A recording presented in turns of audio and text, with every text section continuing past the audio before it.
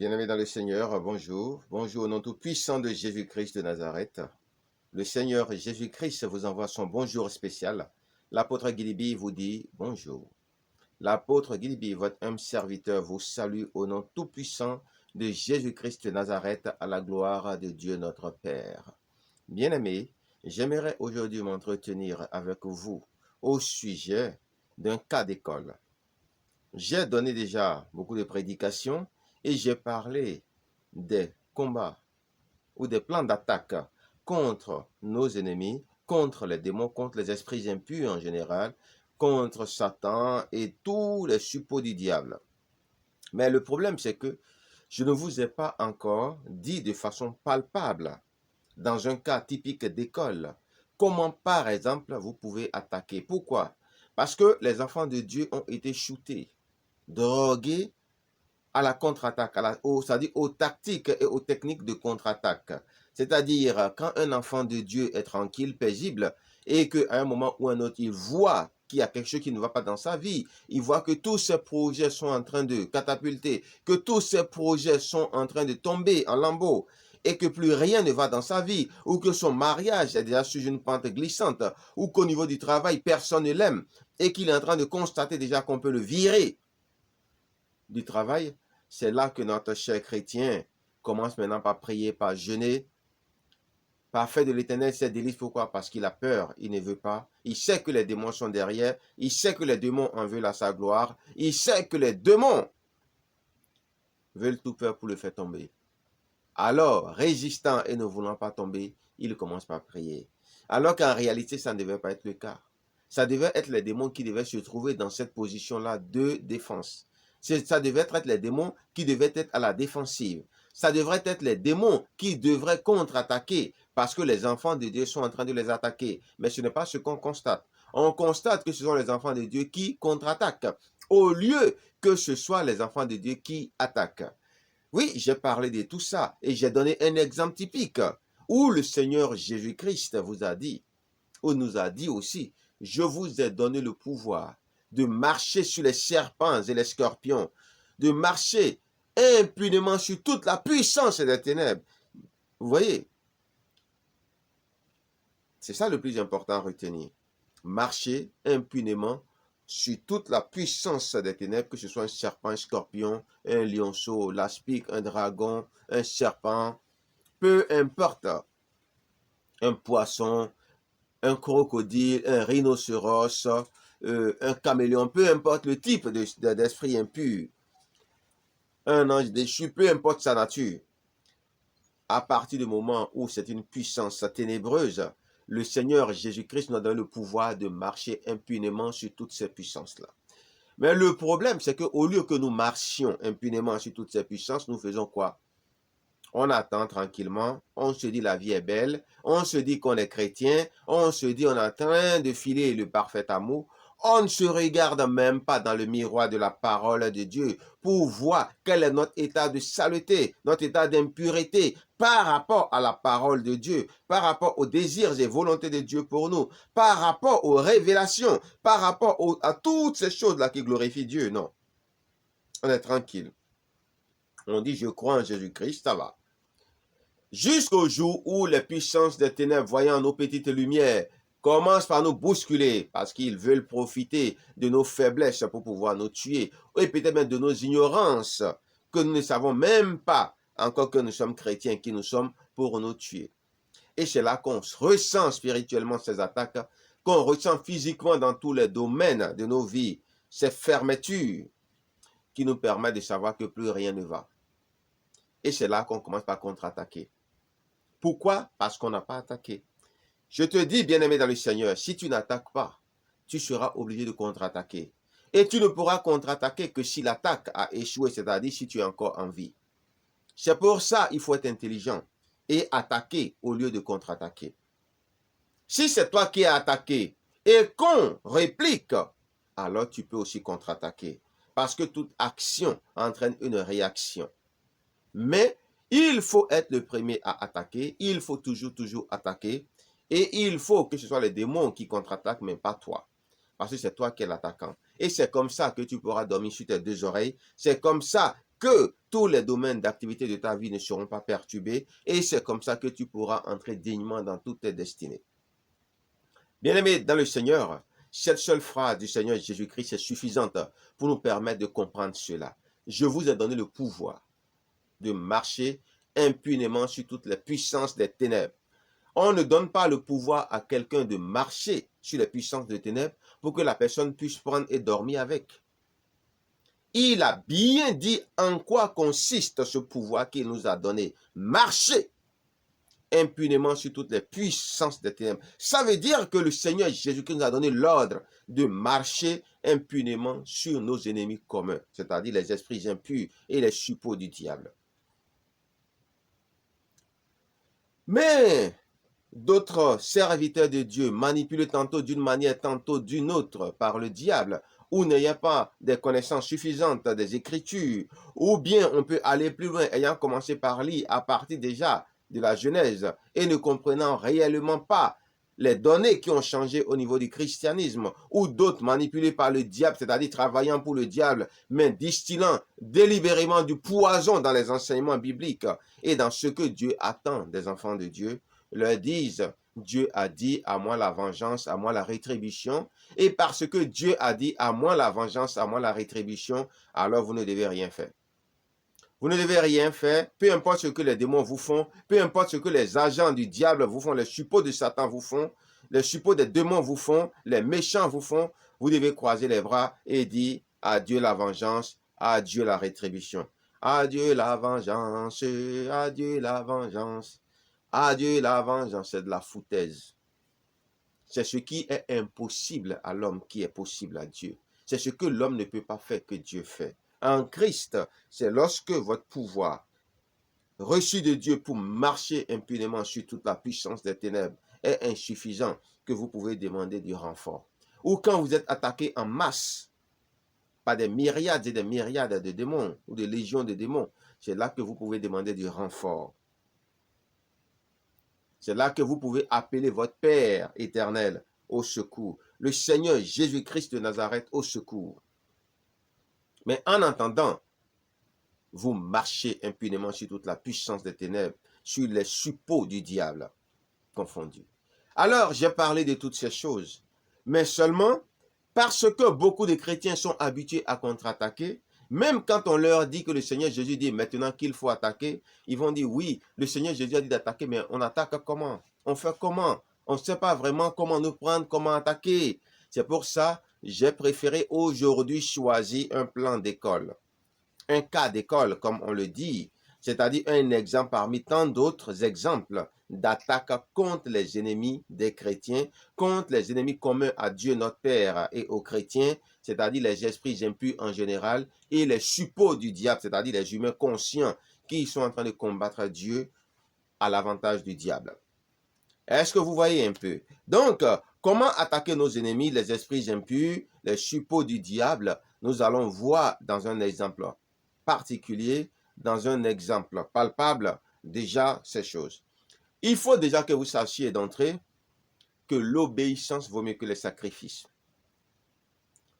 Il faut commencer par s'éduquer, s'habituer à vivre dans la sanctification et aussi à obéir aux désirs et volontés de Dieu du mieux que vous pouvez en votre âme et conscience. Pourquoi? Parce que c'est très important. C'est très important. Commencez par fuir le péché. Commencez par éviter le péché au maximum.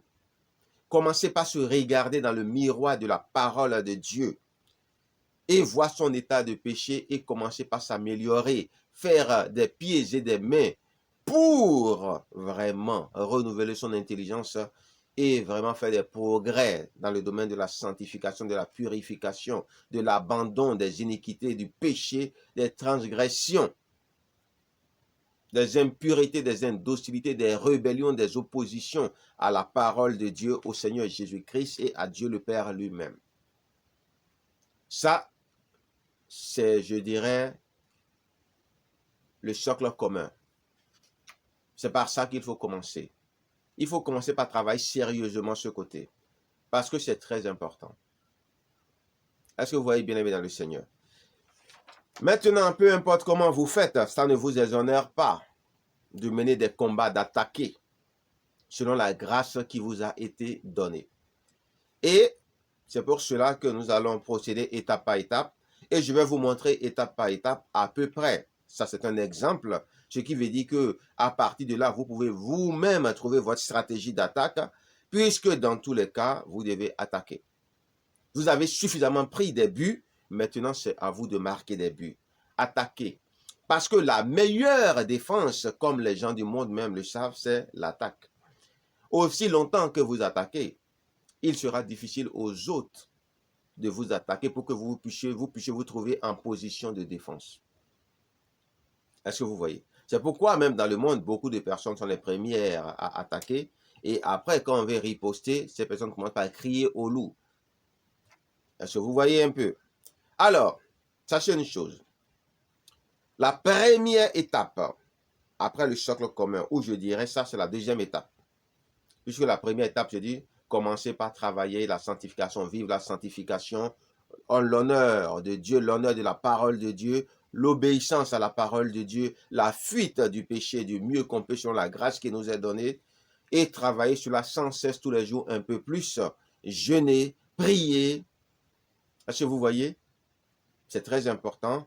Et on peut dire que le meilleur jeûne qui ne fatigue pas beaucoup, c'est celui où à partir de 19h ou pour d'autres à partir de 18h, ne mange plus jusqu'au lendemain vers 10h, 11h. Si vous le faites régulièrement, vous allez remarquer que quelque chose va changer radicalement au niveau de votre physique et au niveau de votre puissance spirituelle.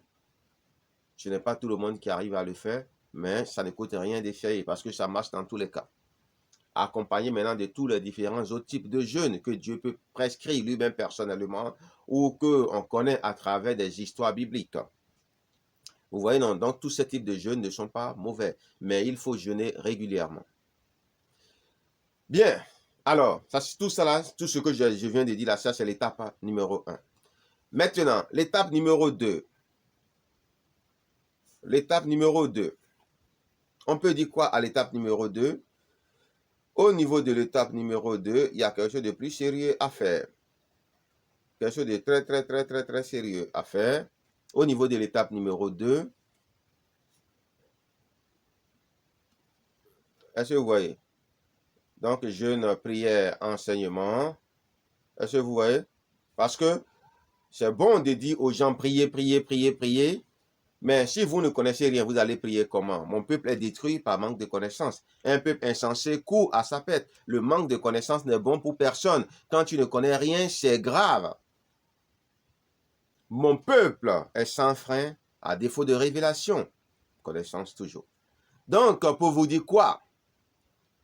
Pour vous dire que toutes ces choses-là sont nécessaires. C'est des choses qu'il faut travailler quotidiennement. Il faut avoir une conscience claire que c'est des choses qu'on doit travailler régulièrement parce que c'est nécessaire pour nous. Maintenant, étape numéro 2.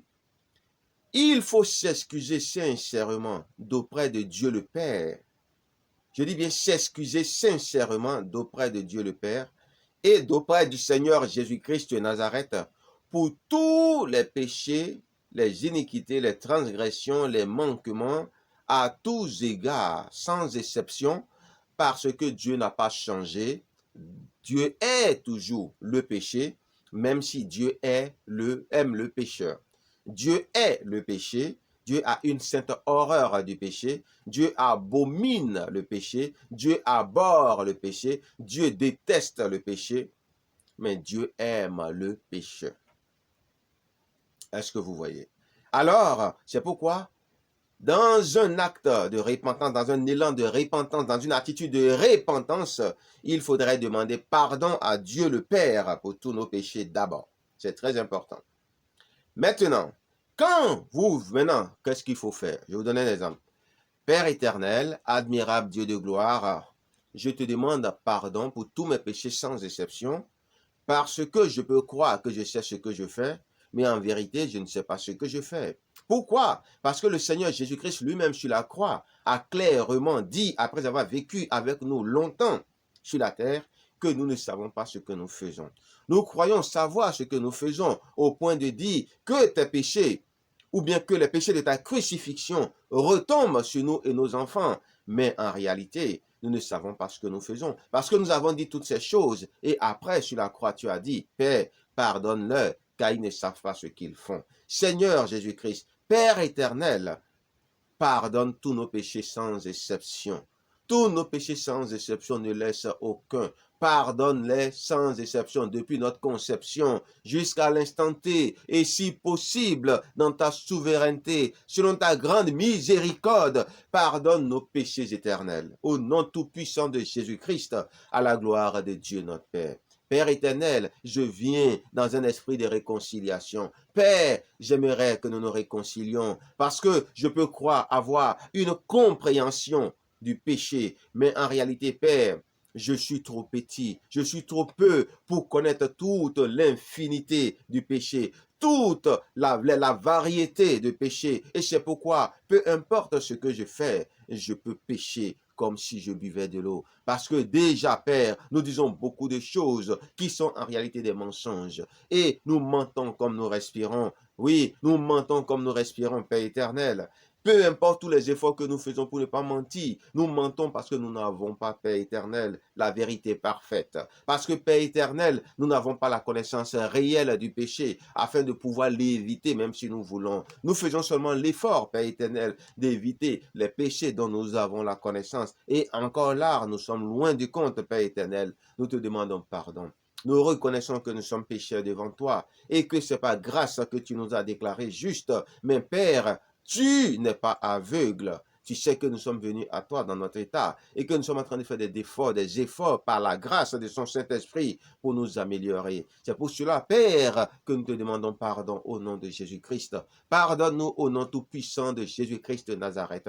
Pardonne tous nos péchés, sans exception au nom tout-puissant de Jésus-Christ de Nazareth. Pardonne toutes nos transgressions, sans exception au nom tout-puissant de Jésus-Christ de Nazareth. Pardonne toutes nos iniquités, sans exception, au nom tout-puissant de Jésus-Christ de Nazareth.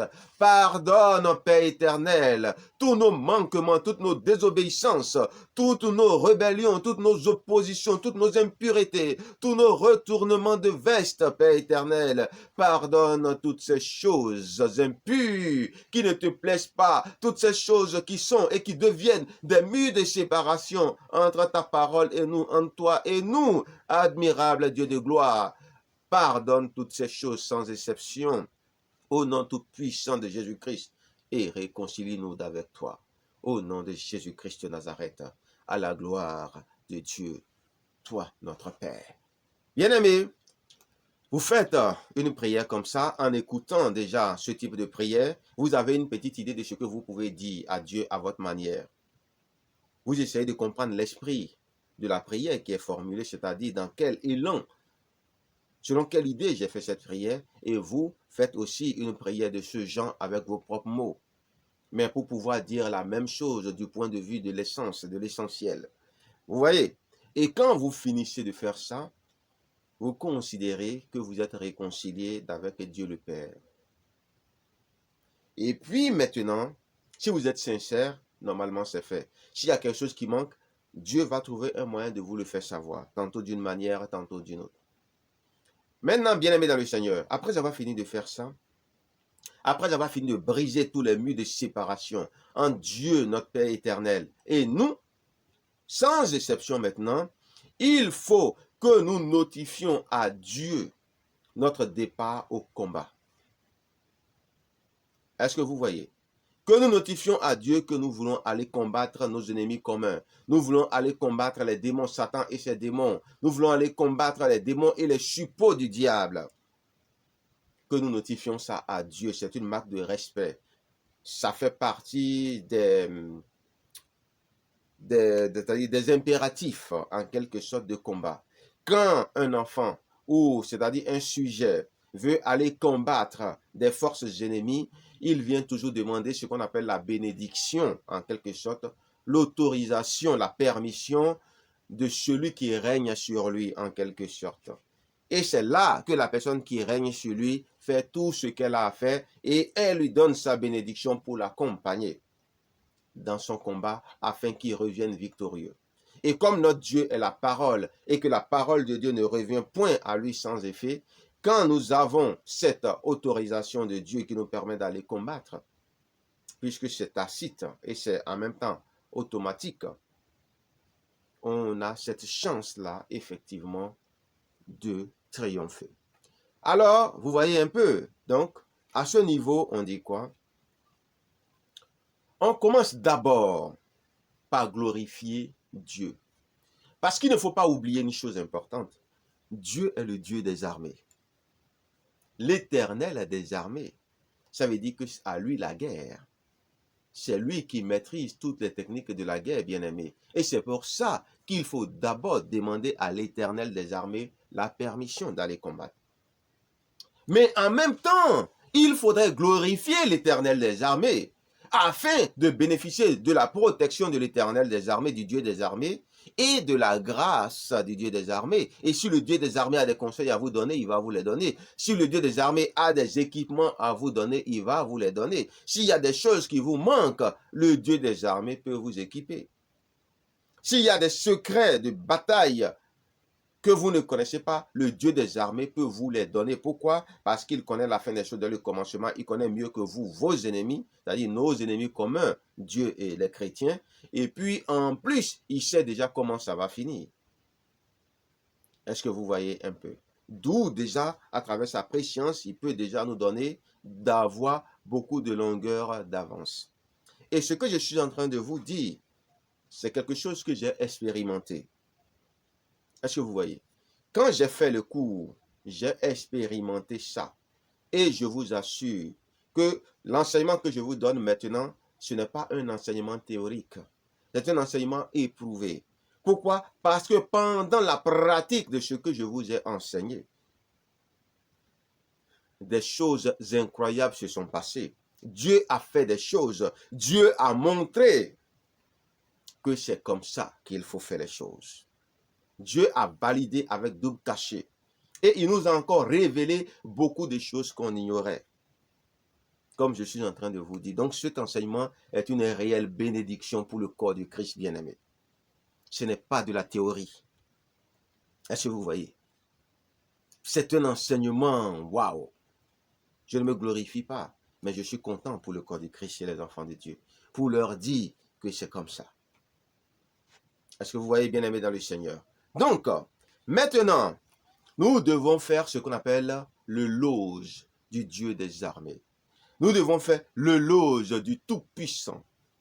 Nous devons adorer le Tout-Puissant, adorer le Dieu des armées, adorer l'Éternel des armées, mais surtout bénir le Dieu des armées et l'Éternel des armées, c'est-à-dire le mettre à l'aise, le remettre un peu dans son élément de Dieu des armées, de l'Éternel des armées. Est-ce que vous voyez un peu bien-aimé dans le Seigneur? Nous devons bénir Dieu et le Seigneur Jésus-Christ, parce qu'il a dit, croyez en moi, croyez en Dieu et croyez en moi, Jésus-Christ. Donc, bénissez Dieu et bénissez moi, Jésus-Christ de Nazareth aussi. Est-ce que vous voyez? Donc, on doit bénir Dieu, notre Père éternel. On doit bénir le Seigneur Jésus-Christ de Nazareth.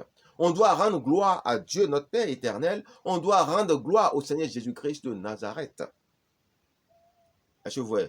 Je me souviens un jour, on était en train de prier, et on était en train de dire au nom de Jésus, on priait Jésus, et l'Esprit dit, mais quand vous priez Jésus-Christ, vous bénissez Jésus-Christ, bénissez aussi Dieu le Père éternel. Même si on sait que tout ça, ça signifie la même chose, mais ça a une importance spirituelle. Sinon, Jésus-Christ n'allait pas vous dire, baptisez-les au nom du Père, du Fils et du Saint-Esprit, alors qu'il sait que le Père, le Fils et le Saint-Esprit sont une seule et même personne. Est-ce que vous voyez, bien-aimé dans le Seigneur? Donc, c'est très, très, très important. Donc, il faut rendre gloire au Dieu Tout-Puissant, au nom, dans son nom de l'Éternel des armées, dans son nom de Dieu des armées, dans son nom de Père de tous les esprits, dans son nom de Jésus-Christ de Nazareth, le seul pourvoyeur en dons infinis et variés, le seul pourvoyeur en capacités infinies et variées, le seul pourvoyeur en potentiels infinis et variés, le seul pourvoyeur en pouvoirs infinis et variés, le seul qui nous communique son Saint-Esprit, afin que rien ne puisse triompher de nous. Est-ce que vous voyez? Donc, c'est en même temps une forme de louange et d'adoration, où vraiment on montre à Dieu que oui, il est Dieu et qu'en dehors de lui, il n'y a point d'autre Dieu vivant. Est-ce que vous voyez? Père éternel, sois béni et reste béni au nom tout-puissant de Jésus-Christ de Nazareth. Seigneur Jésus, nous te bénissons. Que tes bénédictions aillent d'éternité en éternité au nom tout-puissant de Jésus-Christ. Que tes bénédictions ne connaissent jamais de fin au nom de Jésus-Christ. Que tes bénédictions soient infinies et variées au nom tout-puissant de Jésus-Christ de Nazareth, à la gloire de Dieu notre Père. Seigneur Jésus-Christ, tu es déjà béni. Mais, Père éternel, trop de viande ne gâte pas la sauce. Et c'est pour cela que nous te bénissons encore. Nous te bénissons encore et encore et encore et encore. Et nous commandons à notre âme de te bénir éternellement. Mon âme, bénis l'Éternel. Mon âme, bénis l'Éternel. Toi, mon âme, je te commande, au nom tout-puissant de Jésus-Christ, de bénir Dieu, mon Père éternel, de bénir le Seigneur Jésus-Christ de Nazareth, aussi longtemps que je vis, de le bénir jusque dans l'éternité, au nom tout-puissant de Jésus-Christ de Nazareth, à la gloire de Dieu notre Père. Père éternel, nous savons que tu es le Dieu des armées. Toi seul connais tous les plans de bataille. Toi seul as mené des batailles et les as toutes gagnées. N'a jamais été défait dans aucune bataille. Gloire et honneur à toi. Gloire et honneur à toi, Dieu des armées. Gloire et honneur à toi, Seigneur Jésus-Christ de Nazareth. Gloire et honneur à toi, l'Éternel des armées. Père éternel, toi qui es le Tout-Puissant, toi qui es le véritable Dieu, toi qui ne combats que pour défendre les étrangers, toi qui ne combats que pour défendre les veuves, toi qui ne combats que pour défendre les orphelins, toi qui ne combats que pour défendre les opprimés, toi qui ne combats que pour faire triompher la justice. Gloire et honneur à toi, gloire et honneur à toi, gloire et honneur au Dieu juste, gloire et honneur au Dieu juste, gloire et honneur au Seigneur Jésus-Christ qui a mené le combat du siècle, qui sur la croix de Golgotha a dépouillé publiquement toutes les puissances des ténèbres confondues au nom tout-puissant de Jésus-Christ. Gloire et honneur au Seigneur Jésus-Christ qui a vaincu le mal. Gloire et honneur au Seigneur Jésus-Christ de Nazareth qui a vaincu l'âme, c'est-à-dire le monde. Gloire et honneur au Seigneur Jésus-Christ de Nazareth qui nous a affranchis des servitudes démoniaques, des servitudes du monde, de toute forme de servitudes impures au nom tout-puissant de Jésus-Christ. À la gloire de Dieu notre Père. Seigneur Jésus-Christ, maintenant en ton nom, nous voulons aller combattre nos ennemis communs. En ton nom, nous voulons aller glorifier notre majorité. En ton nom, nous voulons aller glorifier le royaume de Dieu. Nous te demandons la permission, Dieu notre Père éternel. Nous te demandons la permission, Seigneur Jésus-Christ de Nazareth. Bénis-nous. Bénis-nous, bénis-nous, que tes protections nous accompagnent, que tes bénédictions nous accompagnent, que vos protections nous accompagnent, que vos bénédictions nous accompagnent, au nom tout-puissant de Jésus-Christ, et que nous ne connaissions jamais la défaite, que nous ne connaissions jamais les échecs, que nous ne connaissions jamais la honte au nom tout-puissant de Jésus-Christ, et que nous allions triomphants, que nous allions triomphants, que nous allions triomphants au nom tout-puissant de Jésus-Christ. Père éternel, nous te remercions. Nous avons besoin de ta permission. Donne-nous la permission maintenant d'aller combattre nos ennemis communs. Donne-nous la permission maintenant d'aller combattre les suppôts du diable. Donne-nous la permission maintenant d'aller combattre nos ennemis impurs sans exception. Au nom tout-puissant de Jésus-Christ de Nazareth. Donne-nous la permission d'aller combattre les ennemis de la droiture et de la vérité. Au nom tout-puissant de Jésus-Christ, à la gloire de Dieu notre Père. Bien-aimés, j'ai bien dit que ce n'est qu'un exemple. Ça veut dire quoi? Vous pouvez faire mieux. Mais vous avez un peu compris de quoi il s'agit. Ça peut être quelque chose de très travaillé que vous lisez et après ça reste dans la tête. Est-ce que vous voyez un peu? Donc là, vous faites vraiment ce que l'Ivoirien appelle le pro-dada de Dieu. Mais dans la vérité, parce que souvenez-vous que Dieu n'aime pas des paroles fausses, quand bien même elles font plaisir. Donc il faut dire les choses telles qu'elles sont réellement. Et c'est ça la particularité de Dieu. Est-ce que vous voyez un peu? Il ne faut pas inventer des choses. Même si Dieu peut tout, il ne faut pas inventer des choses. Il faut dire des choses vraiment intéressantes qui sont vraiment, c'est-à-dire de Dieu, qui glorifient Dieu et voilà, qui permettent quand même à Dieu de dire mon enfant au moins a de l'honneur pour moi, a de la déférence pour moi, a du respect pour moi. Mon enfant a compris quand même comment les choses se passent, même s'il est un peu maladroit. Ou même si le vocabulaire lui manque un peu. Est-ce que vous voyez, bien-aimé dans le Seigneur, Voilà un peu, ça c'est l'étape, je dirais, numéro 3. Est-ce que vous voyez? L'étape numéro 3, où il faut adorer, louer Dieu en tant que Dieu des armées, éternel des armées, parce qu'on veut aller faire la guerre, le Tout-Puissant, le Dieu de gloire, le Dieu vivant, en dehors de qui il n'y a point d'autre Dieu, le Dieu dont les arrêts subsistent, le Dieu dont la parole ne revient point à lui sans effet, le Dieu qui, si vous donne votre bénédiction et qu'il dit que vous allez triompher, et que rien ne pourra vous arrêter, rien ni personne ne pourra se mettre sur votre chemin, ni le vent, ni la tempête, ni les sorciers, ni les démons. Ce Dieu-là, qui vous donne une autorité au-dessus de celle du diable, il faut lui parler. Il faut lui dire que vous avez une bonne compréhension de cette dimension-là de Dieu, de votre Dieu vivant, de votre Seigneur des Seigneurs, de votre Roi des Rois, de votre Dieu de gloire. Et quand vous finissez tout ça, vous passez maintenant à l'étape numéro 4. À l'étape numéro 4, vous allez demander à Dieu le Père et au Seigneur Jésus-Christ, par le canal du Saint-Esprit, de vous passer au scanner. De vous passer au scanner et de passer en revue tous vos équipements de guerre, toutes vos armures, toutes vos armes, toutes vos onctions, toutes vos puissances, toutes vos autorités spirituelles, toutes vos âmes spirituelles, toutes vos protections spirituelles et même physiques. Parce que vous pouvez avoir des choses cachées qui peuvent être des handicaps. Les démons peuvent avoir déposé des mines dans votre corps qu'il faudrait déminer. Et Dieu peut le faire sur champ à cause de ce respect-là que vous avez eu pour lui déjà selon la procédure. Et de ce que le combat que vous voulez aller mener est pour sa gloire. Comme on le dit, à la gloire de Dieu le Père. Est-ce que vous voyez? Au nom de Jésus-Christ, à la gloire de Dieu le Père. Donc, vous demandez toutes ces choses humblement, poliment, mais pas comme si c'était un droit. Parce que Dieu est très à cheval sur les formes de politesse et les marques de politesse. Surtout le s'il te plaît. Parce qu'il n'est pas obligé, à cause de sa souveraineté, on est obligé de dire s'il te plaît. Parce que le s'il te plaît, en réalité, ne se dit qu'à une personne qui est libre de nous dire oui ou non. Quand la personne peut te dire oui ou non et que tu ne peux rien faire pour la contraindre, tu es obligé de dire s'il te plaît. Donc, le s'il te plaît, c'est surtout à Dieu que ça se dit. Mais quelqu'un à qui tu donnes un ordre et que la personne n'a pas le choix, la personne doit obéir.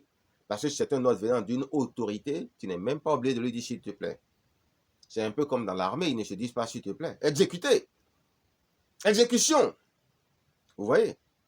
Mais quand c'est quelqu'un qui doit faire entrer en ligne de compte son opinion, sa volonté, qui doit manifester sa volonté, vous êtes obligé de dire s'il te plaît. Donc à Dieu, on dit s'il te plaît. Les formules, tout ça là, ça compte. Les manières de formuler les choses, les manières de demander, ça compte. Il faut le draguer en quelque sorte, en lui disant de bonnes choses, mais en lui disant des choses sincères, vraies. C'est là la différence. Dans le monde, on drague parce qu'on sait que les gars ne sont pas capables de lire nos cœurs, de lire nos motivations. Donc, on leur raconte tout et n'importe quoi. Mais Dieu, ça ne marche pas avec lui, on ne se moque pas de Dieu. Donc, on est obligé de dire des choses vraies, des choses qu'on vit, des choses qu'on ressent, mais avec toutes les formes de politesse dues à son statut de Dieu d'abord et de Père éternel, et en plus de pourvoyeur de toutes choses et aussi de Dieu des armées, parce qu'il peut nous briser si on se fout de sa gueule. Est-ce que vous voyez un peu, bien aimé, ce qu'il faut déjà comprendre à ce niveau-là? Donc, demandez à Dieu de nous donner tout ce dont nous avons besoin, tout ce qui nous manque, et même les stratégies gagnantes, il peut nous conseiller. C'est pourquoi quand on prie souvent, il faut aussi être à l'écoute de ce que Dieu peut te dire. Il faut être à l'écoute, d'où il faut avoir le Saint-Esprit. C'est important. Vous ne pouvez pas aller combattre le diable sans avoir le Saint-Esprit au minimum. C'est catastrophique. Vous allez vous faire laminer. Vous allez servir de pâté pour chien ou de chair à canon.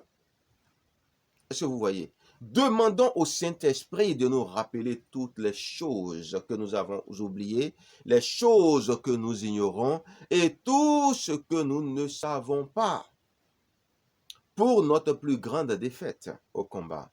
Parce que si nous ne connaissons pas ces choses, nous allons aller de façon maladroite à combattre et ces ignorances vont entraîner notre échec permanent, notre destruction et même quelquefois notre mort, selon que Dieu dit, mon peuple est détruit parce qu'il lui manque la connaissance. Mon peuple vit dans l'échec permanent parce qu'il lui manque la connaissance. Mon peuple meurt parce qu'il lui manque la connaissance. Est-ce que vous voyez? Maintenant, vous demandez aussi à Dieu, votre Père éternel, au Seigneur Jésus-Christ de Nazareth, de réveiller tous vos dons en sommeil. Comme l'apôtre Paul l'avait fait pour Timothée, de réveiller tous vos dons ensommeillés. D'amplifier ceux qui doivent être amplifiés. D'ajouter ce qu'on doit ajouter, de vous donner de nouveaux dons parce que Dieu a une multiplicité, une variété, une infinité de capacités, de potentiel, de dons, d'armes. Et vous allez le voir. Est-ce que vous voyez un peu bien aimé dans le Seigneur? Alors, lorsque nous étions en train de faire la pratique de l'attaque et non de la contre-attaque spirituelle contre les esprits impurs, les puissances des ténèbres, les suppôts du diable, et que nous étions dans les différentes étapes que je suis en train de vous donner, nous sommes arrivés à un endroit où effectivement, l'endroit où je suis en train de vous parler là, où le Saint-Esprit a commencé par nous révéler des choses, a commencé par nous montrer des choses sous forme de vision et d'autres sous forme de prophéties directes, audibles. C'était incroyable. Est-ce que vous voyez? À travers chaque personne avec qui on priait, il montrait à l'autre ce qu'il voulait montrer, il parlait à l'autre, et tout était synchronisé et tout parlait de la même chose. C'était formidable, je vous dis. Validant les attaques et non les contre-attaques. Validant que les chrétiens doivent attaquer et ne jamais laisser le diable prendre avantage sur eux. Parce que nous n'ignorons point ses desseins.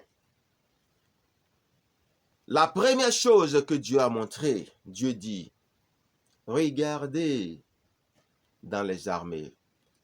Tout combattant qui veut aller combattre a un drapeau, un fanion à main, une bannière, un étendard dans la main.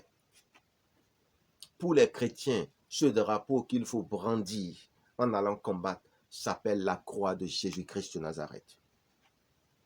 Ça veut dire quoi? Un chrétien qui va au combat spirituel et qui ne tient pas dans sa main la croix de Jésus-Christ de Nazareth a de grandes chances d'échouer. Physiquement, on peut tenir la croix, mais je vous parle de tenir spirituellement la croix de Jésus-Christ dans la main, comme un drapeau. Le drapeau des chrétiens, c'est la croix de Jésus-Christ, dit le Seigneur. C'est ce drapeau-là qui, quand vous triomphez, que vous devez planter sur le territoire de l'ennemi pour montrer que désormais, nous avons la victoire et que ce territoire appartient au Seigneur Jésus-Christ de Nazareth. Comme les gens font dans le monde. Dieu a inspiré le monde sur beaucoup de choses. Le drapeau, c'est la croix de Jésus. Et vous voyez, ça rappelle cette histoire de cet empereur romain, Constantin, qui, quand, si je me rappelle, si c'est bien le nom, en tout cas d'un empereur romain, qui, quand il était vraiment en sérieuse difficulté, il a vu la croix de Jésus-Christ dans le ciel et le Seigneur lui a dit, par ceci tu vaincras. Ce n'est pas faux, c'est une vérité, puisque le Seigneur Jésus-Christ nous l'a fait voir, nous l'a révélé aussi, c'est une réalité bien-aimée dans le Seigneur. C'est vrai. L'étendard, le fanion, le drapeau, la bannière, ce que nous devons tenir dans la main pour aller combattre les puissances des ténèbres, les suppôts du diable, les ennemis de la droiture et de la vérité, c'est la croix de Jésus-Christ de Nazareth. Est-ce que vous voyez? Vous pouvez demander à Dieu, votre Père, de vous mettre spirituellement la croix de Jésus-Christ dans vos mains, partout où vous voulez, comme protection, et il va le faire, si vous êtes sincère et que vous le demandez humblement. C'est une puissance redoutable. Ça veut dire que c'est la première arme qu'il faut demander, si vous voulez aller attaquer. Maintenant, la deuxième, il faut demander à Dieu, votre Père, des chars de feu. Tout ça, c'est Dieu qui nous a révélé ça. Hein? C'est Dieu qui nous a révélé tout ça là. Il faut lui demander des chars de feu. Des chars de feu qui vont accompagner la croix. Et vous, vous êtes derrière tout ça. La croix est devant. Les chars de feu de l'Éternel suivent la croix. Et vous, vous êtes derrière. Et vous allez combattre les puissances des ténèbres. C'est des choses qu'il faut demander humblement, poliment à l'Éternel des armées, jusqu'à ce que vous les obteniez. Vous comprenez, bien-aimés dans le Seigneur, ce que ça vient vous expliquer là? Maintenant, la troisième chose qu'il faut demander à Dieu, les flèches. Il faut demander à Dieu les flèches. Il faut demander les flèches qui ne manquent jamais leur cible. Pas n'importe quelle flèche, mais les flèches qui ne manquent jamais leur cible. Les flèches qui ne pêchent jamais, puisque pécher, c'est manquer sa cible. Alors des flèches qui ne pêchent jamais. C'est spirituellement qu'il faut entendre ce que j'ai en train de vous dire. Il y a des flèches qui ne ratent jamais leur cible que l'Éternel a. C'est pourquoi, souvent quand on entend de prier, on dit retour aux envoyeurs. Que les flèches qui sont dirigées contre nous retournent aux envoyeurs. Parce qu'on sait que si on ne fait pas le retour aux envoyeurs, les flèches là ne rateront pas et ne manqueront pas leur cible. Mais c'est inconscient en nous. Alors que c'est une réalité spirituelle que l'Éternel aussi nous a révélée. Il faut demander un carquois à l'Éternel. Et après, demander à l'Éternel de remplir votre carquois de flèches qui ne manquent jamais votre cible. Parce que l'Éternel révèle que plus que tout, ce sont les flèches qui ne manquent jamais leur cible, qui sont les armes les plus redoutables de Dieu. Contrairement à tout ce qu'on croyait. Holy Ghost fire. Holy Ghost fire. Holy Ghost fire. Holy Ghost fire. Les flèches, c'est l'Éternel qui nous a révélé ça. Pour qu'on ne puisse pas aller prendre une raclée dans le monde occulte. Qu'on ne puisse pas aller prendre une raclée avec les démons. Demander le carquois, c'est-à-dire le porte-flèche, et maintenant demander à l'Éternel de remplir notre carquois, notre porte-flèche, de flèches qui ne manquent jamais leur cible. Est-ce que vous voyez? Maintenant, l'Éternel nous révèle que chaque ange de Dieu a une arme de prédilection. Et que les meilleurs utilisent les flèches qui ne manquent jamais leur cible. Donc, demandons à Dieu le Tout-Puissant, au Dieu des armées, à l'Éternel des armées, au Dieu guerrier, de remplir nos carquois de myriades et de myriades de flèches à droite, de flèches intelligentes qu'on tire et qu'on oublie, parce qu'elles ne ratent jamais leur cible, parce qu'elles ne manquent jamais leur cible, parce qu'elles ne pêchent jamais, elles atteignent toujours leur objectif. Quand on tire, les carquois se vident. Quand vous tirez des flèches, à un moment, le carquois, le porte-flèche va se vider. C'est pourquoi à chaque prière, il faut toujours procéder par les mêmes étapes et demander à Dieu de remplir tout ce qui est vidé. C'est comme ça que des gens ont des armes vides et tirent en pensant qu'ils ont des cartouches ou des munitions dans leurs armes, parce qu'ils ne demandent pas de les remplir. Il faut bien, vous pouvez avoir un revolver, mais qui n'est pas rempli. Vous pouvez avoir un carquois, l'arc dans la main, l'arc pour tirer les flèches, les tir à l'arc là, et pourtant, vous n'avez pas de flèches pour les mettre dans l'arc et tirer. Est-ce que vous voyez bien? Donc, demandons à Dieu, au Dieu de provision, de recharger nos carquois. Il y a plusieurs types de carquois. Il y a des carquois qui ont un seul bras, des carquois qui ont deux bras, qu'on porte comme des sacs à dos. Et ça encore, c'est mieux. Demandons à Dieu de renouveler notre puissance de feu, notre intelligence spirituelle. Notre puissance de feu à renouveler, notre intelligence spirituelle, notre ruse, donc nos connaissances, afin que nos ruses soient à la hauteur des œuvres démoniaques, afin de les déjouer, afin de déjouer les ruses du diable, par des contre-ruses. Savez-vous pourquoi le diable renverse la croix? Est-ce que vous savez pourquoi le diable renverse la croix? Je vais vous le dire. Le diable renverse la croix parce que aussi longtemps que la croix est à l'endroit, il ne peut pas opérer. il est dépouillé. Est-ce que vous voyez? Il est powerless, il est sans puissance. Il est vidé de toutes ses capacités, il ne peut pas opérer. Il est impossible pour lui d'opérer parce que Jésus règne. C'est pourquoi le diable a le symbole de la croix renversée. Aussi longtemps qu'il renverse la croix, il arrive à opérer. Mais dès que la croix est à l'endroit quelque part, il a des problèmes pour opérer. Est-ce que vous voyez un peu? Commençant déjà par son orgueil qui a été fouetté sérieusement par la verge de fer. Donc faites attention à ça. Le diable renverse la croix pour pouvoir opérer car Jésus-Christ règne avec la croix qui est le symbole de la victoire du Christ sur toute chose. Le diable est impuissant devant une croix normale, une croix à l'endroit. La croix doit être l'étendard des chrétiens, le drapeau des soldats chrétiens, la bannière des chrétiens. La croix est le prolongement de la droite triomphante de l'Éternel dans la vie des chrétiens, dit le Seigneur. Par la croix, nous vaincrons. Par la croix, Dieu nous dédie ses victoires au nom de Jésus-Christ de Nazareth. La croix du Christ assure des conquêtes fructueuses dépourvues de chagrin. Les ennemis ne peuvent rien contre le pouvoir de la croix de Jésus-Christ. Dieu n'a jamais dit que ce serait facile pour nous, ses enfants, puisque c'est par de nombreuses tribulations qu'il nous faut entrer dans la gloire de Dieu. Mais Dieu a dit qu'avec la croix devant nous et les chars de feu devant, c'est-à-dire après, à la suite de la croix, nous aurons certainement la victoire et nous vaincrons. Que ceux qui vont combattre saluent Dieu le Père et le Seigneur Jésus-Christ. Père éternel, Seigneur Jésus-Christ, ceux qui iront combattre pour toi te saluent. Après cela, il faut demander le soutien et les bénédictions divines pour revenir victorieux à chaque combat jusqu'à la fin de vos jours. Demandons l'invisibilité aux démons et à beaucoup d'autres choses à Dieu. Dieu a beaucoup de choses qu'il peut donner.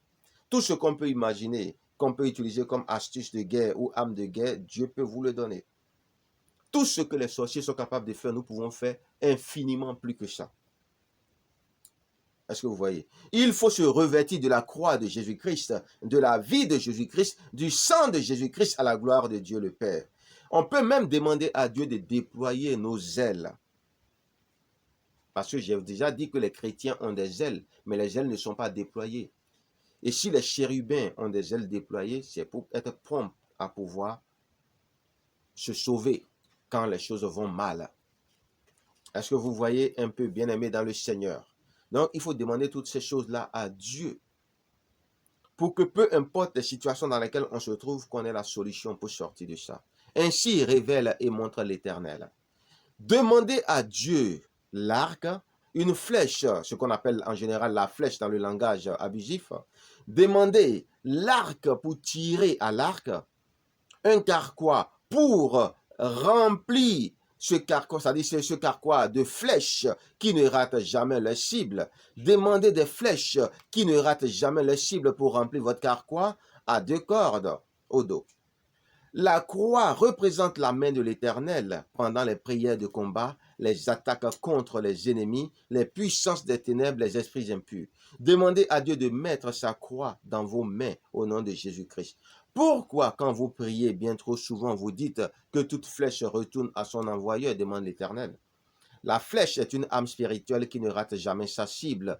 Qui ne rate pas sa cible? C'est pourquoi les démons les utilisent contre les humains, les hommes. Parmi les anges, il y en a ceux qui ont des flèches. Des anges sont certains anges sont spécialisés dans le tir à l'arc, dans les flèches. Les anges sont en vérité compétents dans tous les combats, à la seule différence que chacun a sa spécialité, sa discipline de prédilection, dit le Seigneur. Les armes de Dieu sont innombrables, multiples, infinies et variées. Les anges peuvent avoir quoi? Plusieurs âmes malgré leur spécialité, dit le Seigneur. Chaque ange a une spécialité de combat, dit le Seigneur. Les anges sont classés par catégorie. Et ça, les hommes le savent. Ce qui devait nous donner une idée des moyens de combat des anges. Ils n'ont pas la même puissance. Ils n'ont pas les mêmes pouvoirs, dit le Seigneur l'Éternel. Quand les soldats vont à la guerre, ils portent un drapeau. La croix de Jésus-Christ est le drapeau que les chrétiens doivent porter devant eux pour aller à la guerre, pour mener chaque combat au nom de Jésus-Christ. Ils doivent demander des chars de feu, ils doivent demander des armées, des tenues de combat, des treillis.